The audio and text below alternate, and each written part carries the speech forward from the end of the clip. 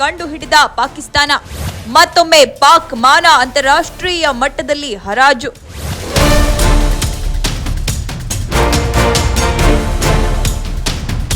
February 7ರಿಂದ ಆರಂಭವಾಗಲಿರುವ T20 ವಿಶ್ವಕಪ್ ಟೂರ್ನಿಗೆ ಸಿದ್ಧತೆ ನಡೆಸುತ್ತಿರುವ ಪಾಕಿಸ್ತಾನ ಕ್ರಿಕೆಟ್ ತಂಡ ಮತ್ತೊಂದು ಭಾರೀ ವಿವಾದದಲ್ಲಿ ಸಿಲುಕಿದೆ. ಆಸ್ಟ್ರೇಲಿಯಾ ವಿರುದ್ಧ ನಡೆದ 3ನೇ ಹಾಗೂ ಅಂತಿಮ ಟಿ20 ಪಂದ್ಯದಲ್ಲಿ ಪಾಕಿಸ್ತಾನ ಅನುಮಾನಾಸ್ಪದ ರೀತಿಯಲ್ಲಿ ಗೆಲುವು ಸಾಧಿಸಿದೆ ಎಂಬ ಆರೋಪಗಳು ಸಾಮಾಜಿಕ ಜಾಲತಾಣಗಳಲ್ಲಿ ಭಾರೀ ಚರ್ಚೆಗೆ ಕಾರಣವಾಗಿವೆ. ವಿಶೇಷವಾಗಿ ಆ ಪಂದ್ಯದಲ್ಲಿ ನಡೆದ ಒಂದು ಸ್ಟಂಪಿಂಗ್ ಘಟನೆ ಇದೀಗ ಕ್ರಿಕೆಟ್ ಪ್ರಪಂಚವನ್ನೇ ತಲೆಕೆಡಿಸಿದೆ.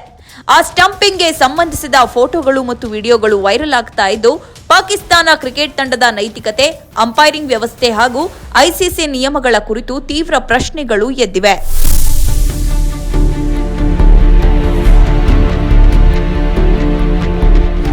2026ರ ಟಿ20 ವಿಶ್ವಕಪ್ ಪಂದ್ಯಾವಳಿಗೆ ಮುನ್ನ ಆಸ್ಟ್ರೇಲಿಯಾ ತಂಡ ಪಾಕಿಸ್ತಾನ ಪ್ರವಾಸ ಕೈಗೊಂಡಿದ್ದು, ಎರಡೂ ತಂಡಗಳ ನಡುವೆ 3 ಟಿ20 ಪಂದ್ಯಗಳು ನಡೆದವು. ಈ ಸರಣಿಯ 3ನೇ ಹಾಗೂ ಅಂತಿಮ ಪಂದ್ಯ ಫೆಬ್ರವರಿ 1ರಂದು ನಡೆಯಿತು. ಈ ಪಂದ್ಯದಲ್ಲಿ ಪಾಕಿಸ್ತಾನ ತಂಡದ 111 ರನ್ಗಳ ಭರ್ಜರಿ ಅಂತರದಿಂದ ಆಸ್ಟ್ರೇಲಿಯಾವನ್ನ ಸೋಲಿಸಿ ಸರಣಿಯನ್ನ ಕ್ಲೀನ್ ಸ್ವೀಪ್ ಮಾಡಿತು. ಈ ಗೆಲುವಿನೊಂದಿಗೆ ಪಾಕಿಸ್ತಾನ ಟ್ರೋಫಿಯನ್ನ ತನ್ನದಾಗಿಸಿಕೊಂಡಿತು. ಆದರೆ ಈ ಜಯದ ಹಿನ್ನೆಲೆಯಲ್ಲಿ ನಡೆದ ಘಟನೆಗಳು ಇದೀಗ ಪಾಕಿಸ್ತಾನ ಗೆಲುವಿನ ಸತ್ಯತೆಯ ಬಗ್ಗೆ ದೊಡ್ಡ ಅನುಮಾನಗಳನ್ನ ಹುಟ್ಟುಹಾಕಿವೆ.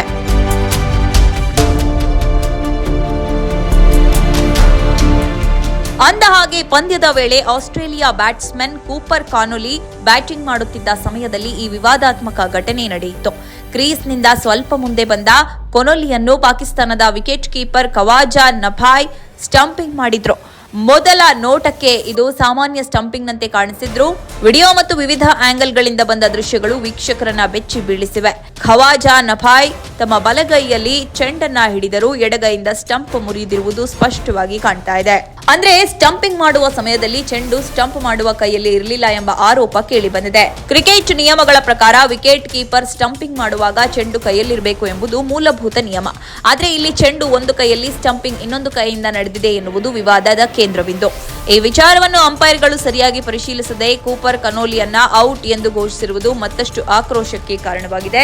ಈ ವಿಕೆಟ್ ಆಸ್ಟ್ರೇಲಿಯಾ ತಂಡಕ್ಕೆ ದೊಡ್ಡ ಹಿನ್ನಡೆಯಾಗಿದ್ದು, ಅದರ ನಂತರ ತಂಡ ಸಂಪೂರ್ಣವಾಗಿ ಕುಸಿದು ಇದರ ಪರಿಣಾಮವಾಗಿ ಪಂದ್ಯದಲ್ಲಿ ಆಸ್ಟ್ರೇಲಿಯಾ ಸೋಲು ಅನುಭವಿಸಿತು ಎಂಬ ಆರೋಪಗಳು ಕೇಳಿಬರ್ತಾ ಇವೆ. ಈ ಸ್ಟಂಪಿಂಗ್ಗೆ ಸಂಬಂಧಿಸಿದ ವಿಡಿಯೋ ಸಾಮಾಜಿಕ ಜಾಲತಾಣಗಳಲ್ಲಿ ವೈರಲ್ ಆದ ಬಳಿಕ ಕ್ರಿಕೆಟ್ ಅಭಿಮಾನಿಗಳು ತೀವ್ರ ಅಚ್ಚರಿ ಮತ್ತು ಆಕ್ರೋಶ ವ್ಯಕ್ತಪಡಿಸಿದ್ದಾರೆ.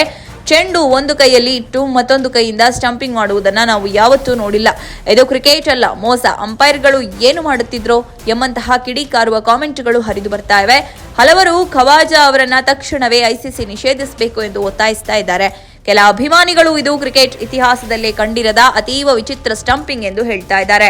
ಇದಕ್ಕಿಂತ ಗಂಭೀರವಾದ ಪ್ರಶ್ನೆ ಅಂಪೈರಿಂಗ್ ವ್ಯವಸ್ಥೆಯ ಕುರಿತು ಎದ್ದಿದೆ. ತೃತೀಯ ಅಂಪೈರ್ ಅಥವಾ ತಂತ್ರಜ್ಞಾನವನ್ನ ಬಳಸದೆ ಇಂತಹ ಮಹತ್ವದ ನಿರ್ಣಯ ತೆಗೆದುಕೊಂಡಿರುವುದು ಸರಿಯೇ ಎಂಬ ಚರ್ಚೆ ನಡೆಯುತ್ತಿದೆ. ಟಿ20 ವಿಶ್ವಕಪ್ ಮುನ್ನ ನಡೆಯುವ ಸರಣಿಯಲ್ಲಿ ಇಂತಹ ತಪ್ಪುಗಳು ನಡೆದರೆ ಮುಂದಿನ ದೊಡ್ಡ ಟೂರ್ನಿಗಳ ವಿಶ್ವಾಸಾರ್ಹತೆ ಹೇಗಿರುತ್ತದೆ ಎಂಬ ಆತಂಕವೂ ವ್ಯಕ್ತವಾಗ್ತಾ ಇದೆ. ಅಂಪೈರ್ ನಿದ್ರಿಸ್ತಾ ಇದ್ರಾ ಎಂಬ ಪ್ರಶ್ನೆಗೆ ಈಗ ಕೇವಲ ವ್ಯಂಗ್ಯವಲ್ಲ, ಗಂಭೀರ ಚರ್ಚೆಯ ವಿಷಯವಾಗಿದೆ.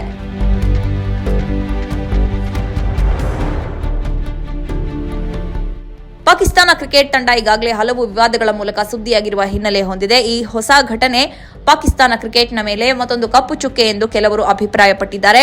ಇದರ ಜೊತೆಗೆ ಟಿ20 ವಿಶ್ವಕಪ್ನಲ್ಲಿ ಭಾರತ ವಿರುದ್ಧ ಆಡುವುದಿಲ್ಲ ಎಂಬ ಪಾಕಿಸ್ತಾನದ ನಿರ್ಧಾರವು ವಿವಾದ ಹುಟ್ಟುಹಾಕಿದ್ದು, ಇದೀಗ ಈ ಸ್ಟಂಪಿಂಗ್ ಪ್ರಕರಣ ಆ ವಿವಾದಕ್ಕೆ ಇನ್ನಷ್ಟು ಇಂಧನ ಸುರಿದಂತಾಗಿದೆ.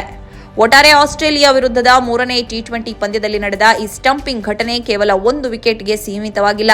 ಇದು ಕ್ರಿಕೆಟ್ನ ನಿಯಮಗಳು, ನೈತಿಕತೆ, ಅಂಪೈರಿಂಗ್ ಗುಣಮಟ್ಟ ಮತ್ತು ಐಸಿಸಿ ಪಾತ್ರದ ಕುರಿತು ದೊಡ್ಡ ಪ್ರಶ್ನೆಗಳನ್ನು ಎಬ್ಬಿಸಿದೆ.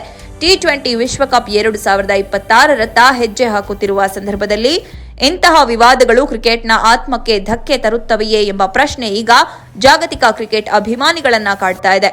ಪಾಕಿಸ್ತಾನದ ಇಂತಹ ಕಳಪೆ ಆಟಗಳ ಕುರಿತು ನಿಮ್ಮ ಅಭಿಪ್ರಾಯವನ್ನು ಕಾಮೆಂಟ್ ಮೂಲಕ ತಿಳಿಸಿ.